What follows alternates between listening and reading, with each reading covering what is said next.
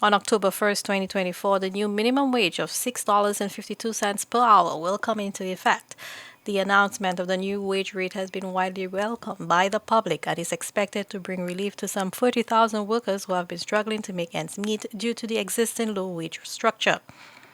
In a recent interview during his visit to St. Lucia, Timothy Antoine, the governor of the Eastern Caribbean Central Bank, touched on this action taken by the government of St. Lucia to ensure working class citizens earn a livable wage. I don't know if it's livable. I think it's an improvement, and I think the minimum wage has to be looked at. So I'm glad it's being reviewed now. The governor stressed the importance of finding a balance between a basic wage that allows people to live comfortably and making sure that businesses, particularly small enterprises, can fulfill their obligations when setting the minimum wage. I think when people hear minimum wage, sometimes they think about the large established businesses, but there are small businesses.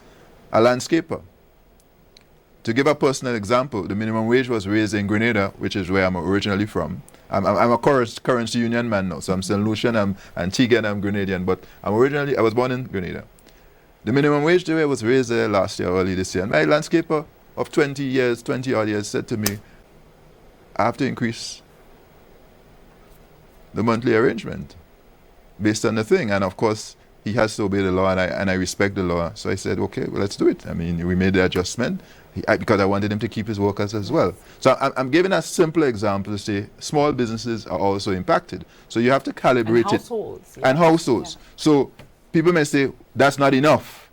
But you have to move it in a thoughtful way where you give the workers an increase, which they need and deserve, but also you make sure businesses can stay alive and continue to grow.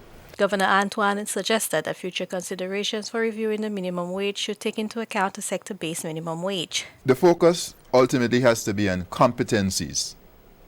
So not just qualifications, because they're not quite the same. Related but not. Competencies, and you pay for competencies.